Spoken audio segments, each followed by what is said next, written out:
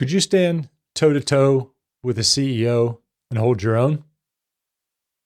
That can be intimidating. And there's a lot of people out there that need to interact with high-level leaders. And this masterclass can show you how. Well, it's aimed at coaches.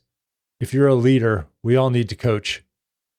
And as leaders, you need to know how to interact with people at the highest levels of the organization.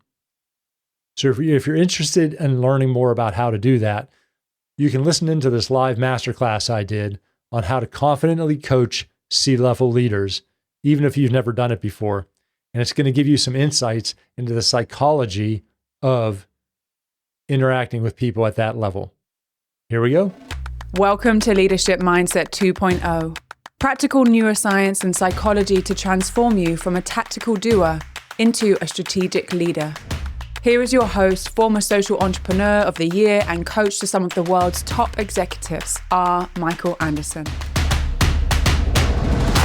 Hello, everybody. Michael here, and welcome to this masterclass on how to confidently coach C-level leaders, even if you've never done it before.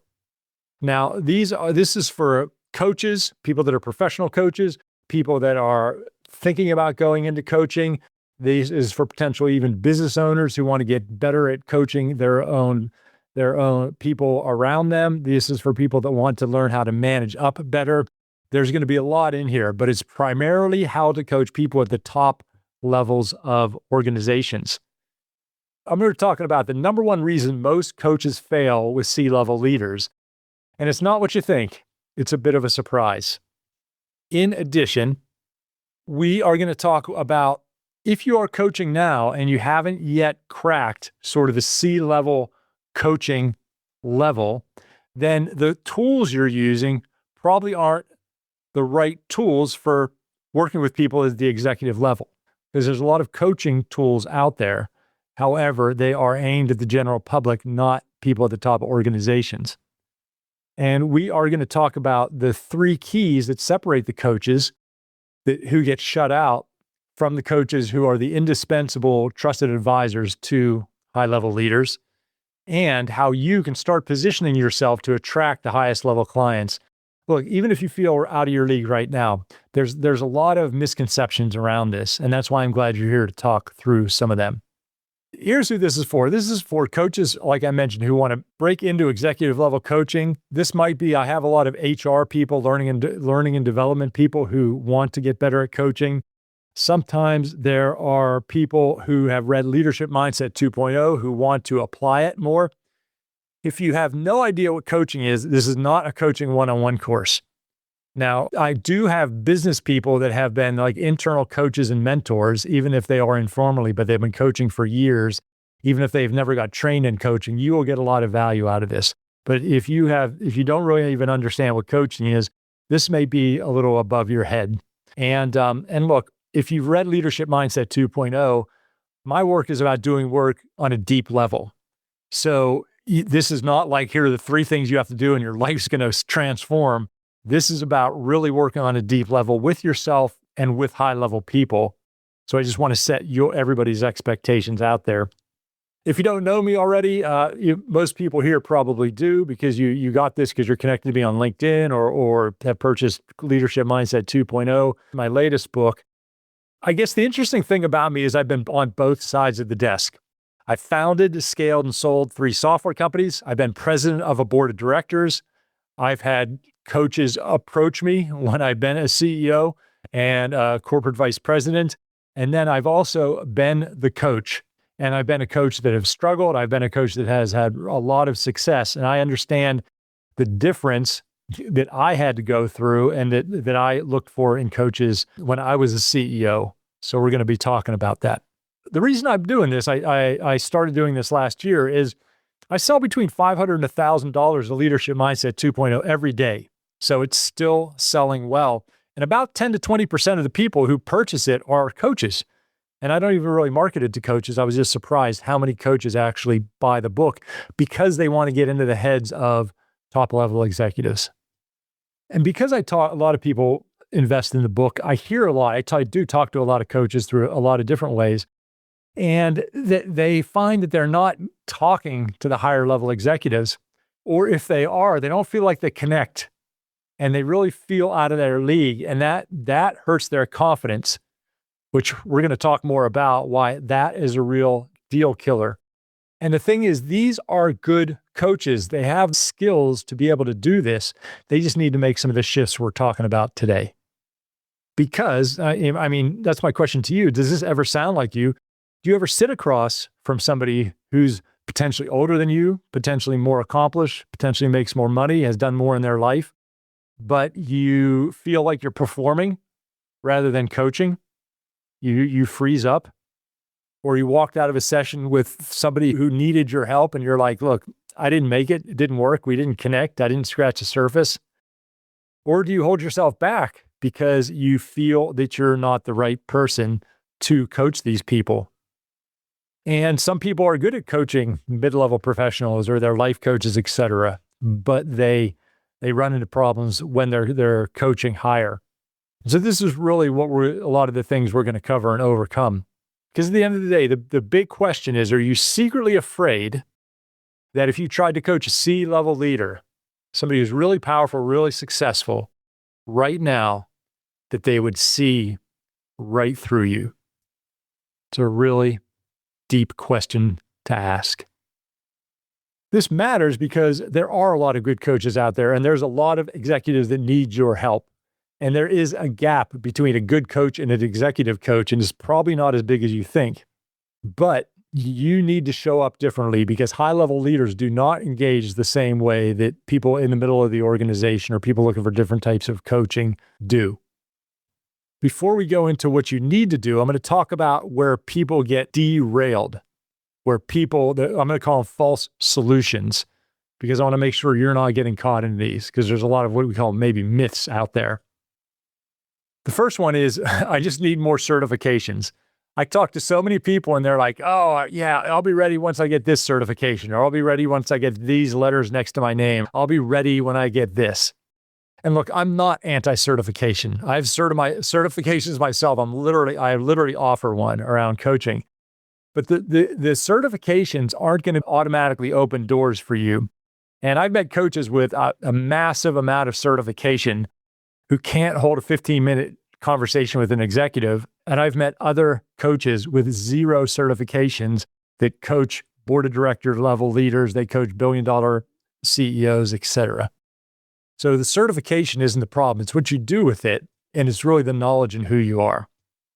The second false solution is there's a lot of coaching models out there, but they work on the behavioral level, not the deep identity level.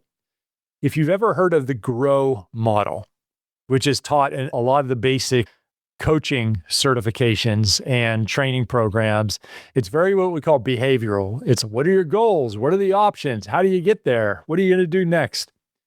If somebody came up to me as a CEO, somebody came up to me, they're like, what are your goals? How do you do this? I would tell them to get away right away. High-level people do not need your hand-holding. They do not need accountability. They do not need like task list management. They do not need you to help determine their options. They need deep level coaching. They need you to ask them questions that nobody else in their life will ask them. And you need the courage to do that. So that's why a lot of the standard models that are behavioral do not work. Number 3, illusion of confidence without substance. High-level leaders can sniff out people that don't hold themselves to a high level and that don't know their own worth. And so if you have this illusion of confidence, if you're trying to fake it till you make it in the wrong way, they're going to sniff that out and it's not going to work with them. They're going to be really turned off by that. The real problem isn't that you lack the skills, experience, or credentials. The problem is that you haven't yet made the shift. And what I'm talking about is the shift from coaching behaviors to coaching the person underneath. Let me tell you something about high-level executives. Our time and our energy are the most important things in our life. So we evaluate everybody, and we are looking to qualify people out that don't belong in our circle. So I developed a radar, and virtually every other C-level person has developed this radar. And as soon as you talk to a person, you're like, is this person worth my time? Do I want to have another meeting with this person? Next time I have a strategic meeting, do I want to invite this person here?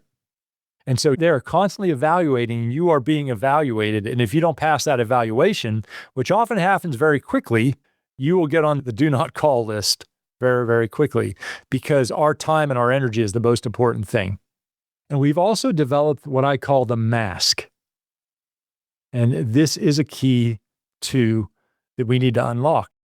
And what the mask is because so many things come at a leader, we've developed this armor.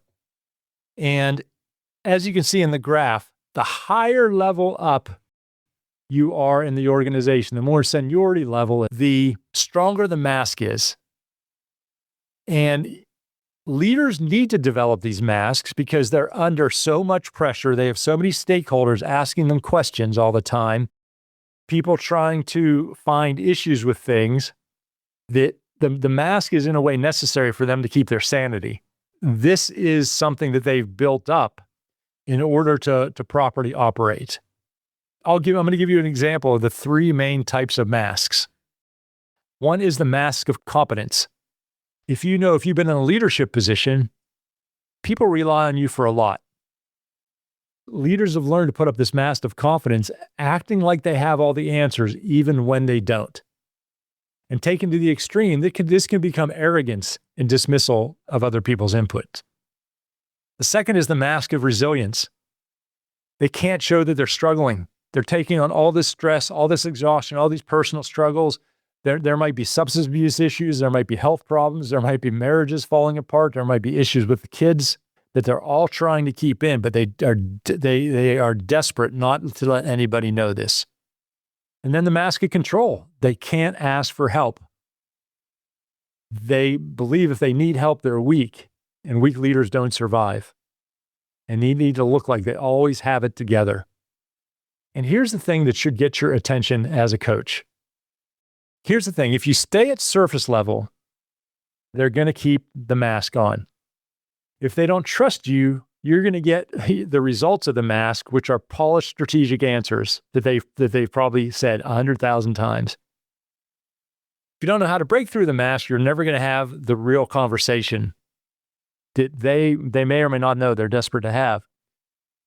And the mask is a secret blind spot that virtually every leader has, but needs to be addressed. They need that person that they can let the mask down, but it's very, very scary to let a mask down. And you might not, when you might look at these people, you might not see that, you might not realize that, but that they have fear around that people will know they have a mask and that people will see under the mask. But that's your job, that's your gift, and that's your value. Because if you can be the person that they trust and they share the mask and what's under the mask and what's holding the mask up, then you're massively valuable to them. That you may be the single only person in their life that can help them with that. And look, I have a foundational role of leadership. My foundational role of leadership coaching is executive coaching. Your ability to coach high-level leaders is directly tied to your ability to break through the mask. And this is a difference between a coach who gets one session with an executive and a coach who becomes their most trusted advisor for years. And it's the difference between coaching at $150 an hour and $5,000 an hour or more. And this is the thing that no generic certification is going to teach you.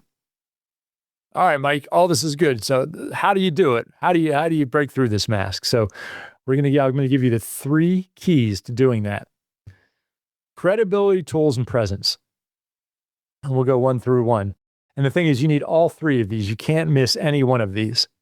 Now, when I talk about credibility, I'm not talking about all the certifications you have.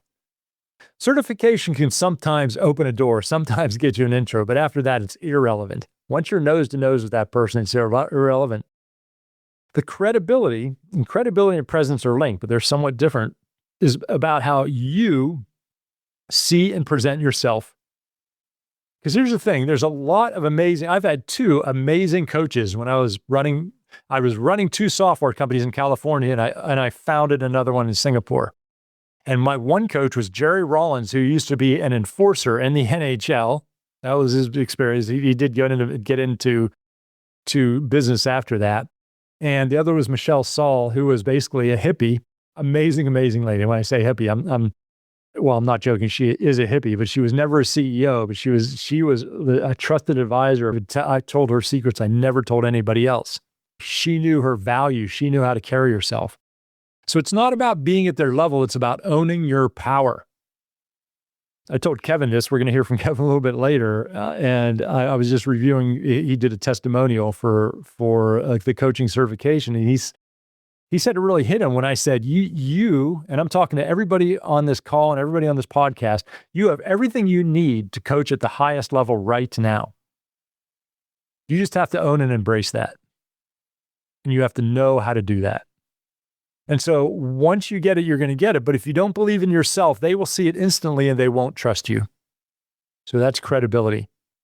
The second thing is tools. Like I talked about, there's a lot of behavioral tools out there. But what you need to do is you need to work on the identity level. A lot of high-level leaders come to me and high achievers come to me and I need to know where my blind spots are. They're like, I've started 3 companies. I've done this, I've done that, but I'm stuck here in my life. There's a blind spot. I don't know where to get the blind spot. And when you can help somebody see that something that they've never seen before and have an aha moment, and then you start seeing how everything, all these different little areas of their life is being held back by the one thing that you help them see, then the relationship takes on a whole nother characteristic.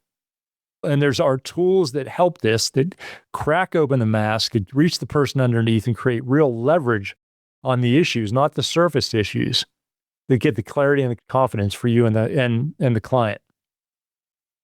And then third is presence, because you need to be the person that is sitting with that CEO of a $2 billion a year company and tell her that what she just told you is BS and to quit lying to you.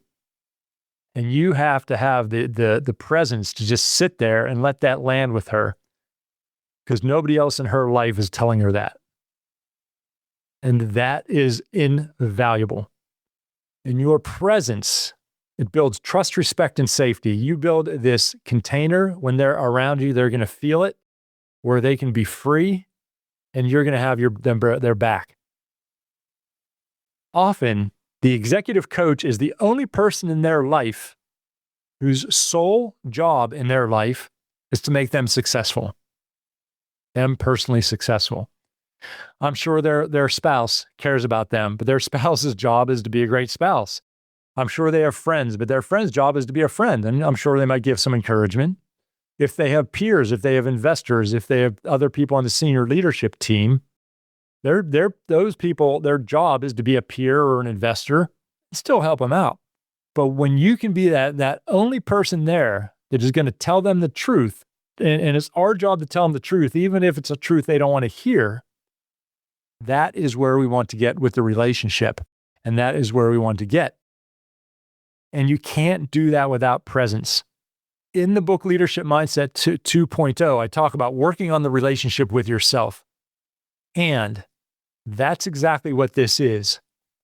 The great coaches that I work with, what we do is we work on the relationship with themselves so that you have this presence, so that you have this confidence, and that you can sit nose to nose with a person and really hear what's underneath what they're really saying, so that you can get to the truth. It's about really holding your energy, understanding your energy, and understanding who you are. So those are the 3 keys. Credibility gets you into the room. Tools give you the structure and the confidence to break through the mask. Presence makes your coaching powerful and transformational. And look, if you have credibility without the tools, you get in the door, but you can't break through the mask. Tools without presence, you ask great questions, but they don't trust you enough to answer honestly. Presence without credibility, they never let you in the room without the first place. And that's what separates executive coaches who command thousands of dollars per hour per session with others that are stuck charging $100 per hour. And that's what I want to help you develop into. And I mention money. I don't mention money a lot, but the money is a reflection of the value that you bring them. And people do assign an importance to the fee because, for example, if somebody offers you a new Mercedes-Benz for $1,000 or 1,000 pounds, you have questions about that. And people at that level, they want to pay for elite service. They don't have the time or the energy to try something out because it's inexpensive. So you can actually qualify yourself out with a low fee. And look, I'm going to tell you something about me personally.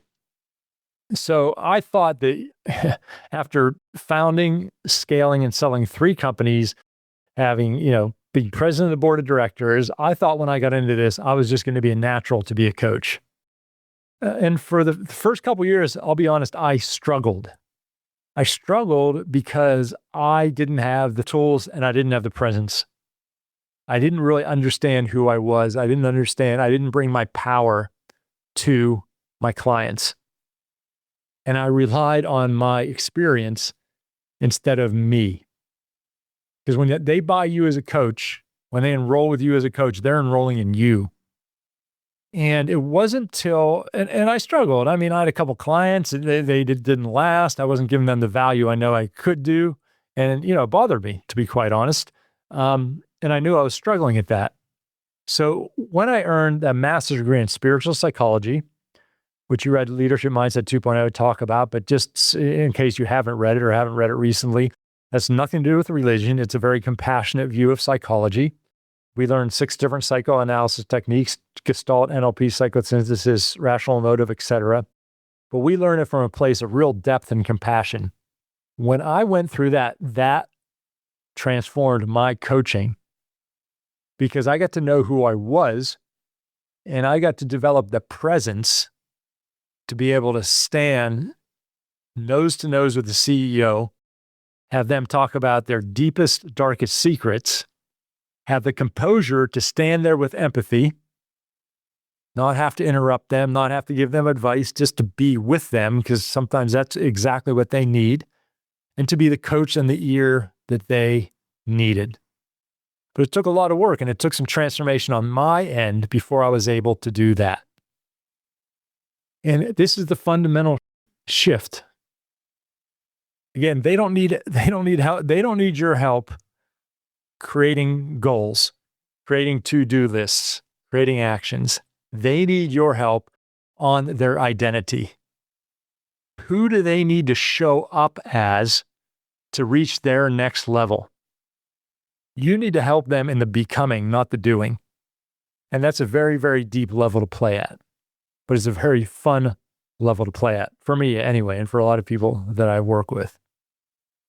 But that's the main thing that I wanted to share with you, because it took me a long time to do that. And the coaches that I talk to, that's the shift that they don't get. They're like, look, after I coach another 5 years, then I'll be ready. After I get this certification, I'll be ready. But they never make it because they don't work on the depth. They just work more on the transactional level. And if you leave with anything and you're looking to coach people at the highest level, that's what you want to leave with. Now, if you just wanted to get a bit of a view of what it takes to coach people at the highest level, and I've coached people that run $2 billion a year companies. I've coached people from literal royal families, princesses. I've coached professional athletes, etc. And this is what it takes. And if you're like, hey, that's good, you gave me some things to think about, then good, you can go on your way. If you say, hey, this is interesting, and this is something that I want to potentially learn more about and do, then I do want to talk about the Leadership Mindset 2.0 Executive Coaching Certification, because I ran this last year for the first time. And it was one of the most fun courses I've ever had. We had a great group of people. And this is a 3-month program that gives coaches everything they need to attract, enroll, and coach leaders at the highest level. And so over 12 weeks, here is what you get. Here's what we're going to do. We're going to give you the credibility. We're going to have you identify and be able to articulate your own credibility and own it. And you're going to learn how to position yourself. Positioning is so important. So people take you seriously. People at the high level take you seriously and understand that they need you, because these people need you. But it's up to your job of how you show up and how you position yourself to do that. I know I said about certification, but you will get a certification from leadership around Leadership Mindset 2.0 executive. It doesn't hurt to have another, diploma thing on your back. You're listed on my website, et cetera. You can leverage my name, expertise, and brand. Honestly, though, if you're only looking for a checkbox of certification, do not join my program, because we do a lot of deep work here. I don't want people that are there just for the check mark. I want people there that are ready to, to invest in their growth, because that's really what we do. We give you a bunch of tools, because there are really specific tools. And again, if you read Leadership Mindset 2.0, it's based on psychology and neuroscience. I went on to get trained in neuroscience. So we have really specific tools. So you will leave with a toolkit. Here's a list of 8 tools, specific tools you can use with any client. And this includes group coaching that you can pull out of your toolkit so that you can get by the mask and you can start coaching at a deep level right away. And then we're going to work on your presence. And the thing about your presence is we work on your presence by doing deep work within you. This is an introspective course. This is not just about you coaching others. This is about you doing inner growth work yourself. And as you grow and evolve yourself, this is just like I teach leaders. As you grow and evolve as a leader, you can lead people better. As you grow and evolve yourself, you can be a better coach. You can be a deeper coach. And that's where that unshakable confidence comes from. It comes from a very authentic place because you believe in yourself. We do a lot of practice with other coaches. You're going to get direct feedback from me, direct coaching from me on your coach. You're going to coach other people in all sorts of different formats. This is very, very practical. And you're going to learn how to ask difficult questions, hold space, and create safety. And it's going to transform the relationship with yourself, which transforms your coaching. And look, if you have self-doubt, imposter syndrome, unresolved stuff, it shows up in your coaching. So we really work to heal that.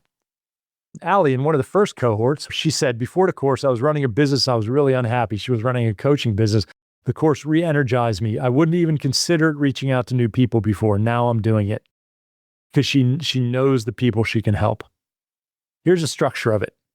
We have 6 live sessions over 3 months. So basically every other week we get together for 2.5 hours live. This is me teaching. These aren't recorded, anything else. They're normally at 4 p.m. UK, 11 a.m. EST. Sessions, I said, are extremely experiential. We learn, then we practice, we get feedback, continual loop. There's a private community for questions. We'll have a great cohort like we did last year, and you have direct access to me throughout the program. We actually have a couple alumni on, so I am going to ask Kevin. Kevin, if you could say you were in last year's cohort. Yes. Kevin, how are you? It's been a while. I hope you're well. I am. I hope you are too. I'm very good. Could you just say a little bit about your coaching and your experience from last year's cohort? So I'm Kevin Haynes. I'm from Newcastle in England. I think I'm the stereotypical type of person that Michael outlined before, where I was a person chasing the certification. I've had a background in HR, 40 years working in HR, L&D, OD. And always felt like I had to keep on proving myself by getting yet another certification. And that culminated in us eventually doing a 3 years master's specifically in coaching. And I don't want to discredit the value that gives us in any way. But what I would say is that Michael's program is unequivocally the most impactful that I've ever been on, and that includes the 3-year master's degree that I studied incredibly hard for. That was an incredibly expensive program, but it took an awful long time. And what I would say is about Michael's program is not that it's just a lot cheaper, because that underestimates the value of it, but it is an awful lot less of an investment for the absolute total value that you get out of it. I've learned things on that program that would have took us years and years to learn, studying it by myself and in other programs. And I'm indebted to Michael for that. And people like Anna and Ali that were on the program with me. And I think that's something that can't be underestimated, is the value we learn, not just from Michael, but from the other coaches that are going through this. The challenge that I had with some of the other programs is that they were very much theory-based and research-based. But what Michael's done is he's done the theory and the research for you. And what that allows you to do in the sessions and over that 3-month period is to take a really reflective approach on your learning, and lots of opportunity to practice if you're prepared to do it. And if you're not prepared to do it, you won't get the value out of it. But if you chuck yourself in and actually, in that safe environment, allow yourself to practice coaching, it's just incredibly valuable.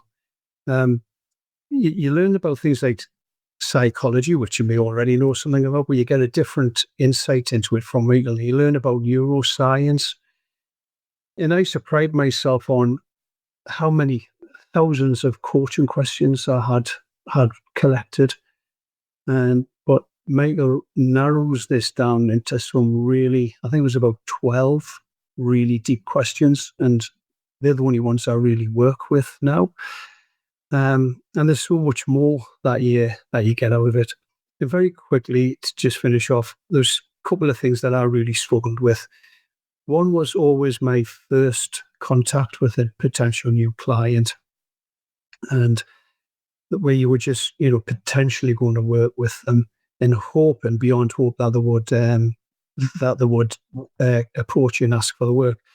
What Michael gave me, which added that one of the most pieces of value for me, was there's this framework called a clarity call for that very first call. That was just the most incredibly valuable thing to me, because following that framework has allowed me to win more business than I ever could have possibly got, because of this brilliant framework that Neil introduced you to. And within that, Michael also helped us, as did the other coaches, to see that I had a real issue with, will people want me? And the mindset shift that I got within the program was, it's not about whether they want me and are they doing me a favor by buying my time. Actually, what I'm doing is serving them. And that was just an incredible mind shift to realize that people actually need you to help them. So once you get into that mindset shift, it allowed me to then actually start posting on LinkedIn, which I never would have done in the past. And that's because I just had this, for one thing, deeper insight into my identity as a coach. And that gives us the permission really to say, I know that I'm good at this. And by saying that I'm good at this, I give all the credit to the work that I had done previously, but it was absolutely finessed and polished and made so much deeper and richer by Michael's program. And I would actively encourage you to sign up for it, because it's the best investment that I've personally ever made. Kevin, thank you so much. I shouldn't even said anything. I should just put you on. It was great having you in the cohort. It's so nice to see you. Thank you so much. We have one more, and Kevin actually mentioned Anna. Anna, are you there? Yes, I'm here. Yes, nice to see you too. Nice to see you, everyone. And yeah, good afternoon. I'm Anna. I'm based in the northwest of England, and I took the course last year.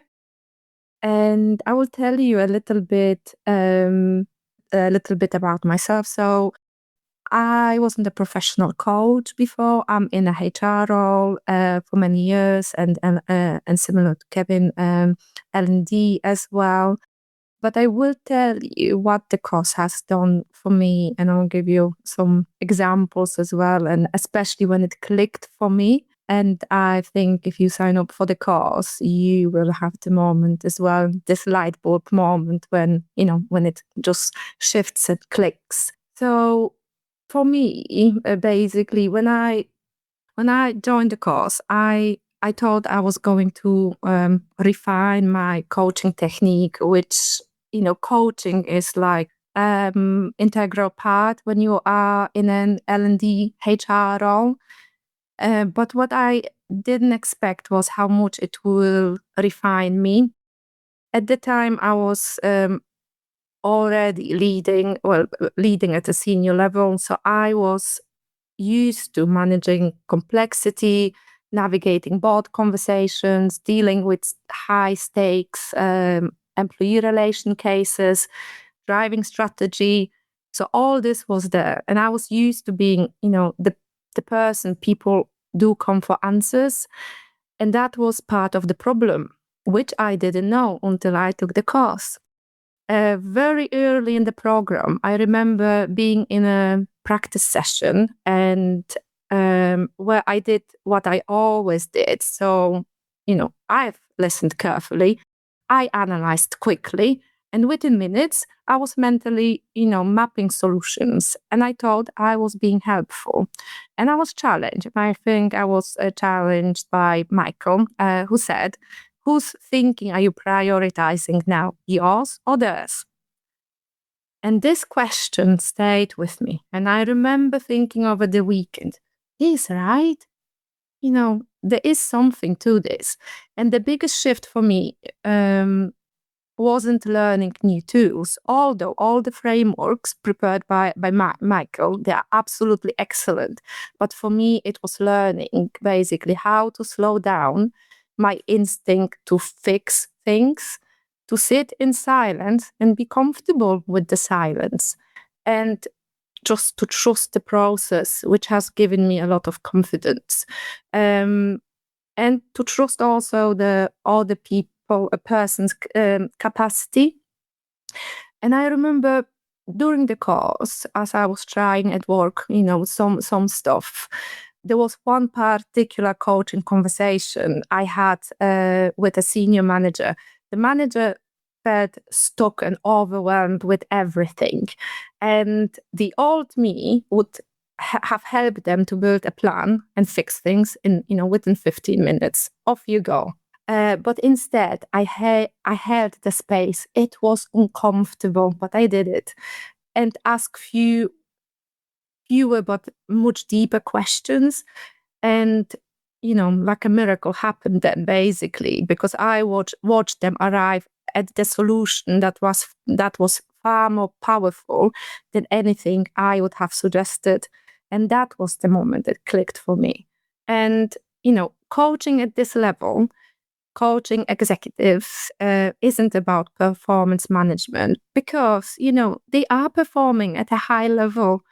And it's not just about better questions. It's about creating that deep transformation, that transformation that sticks.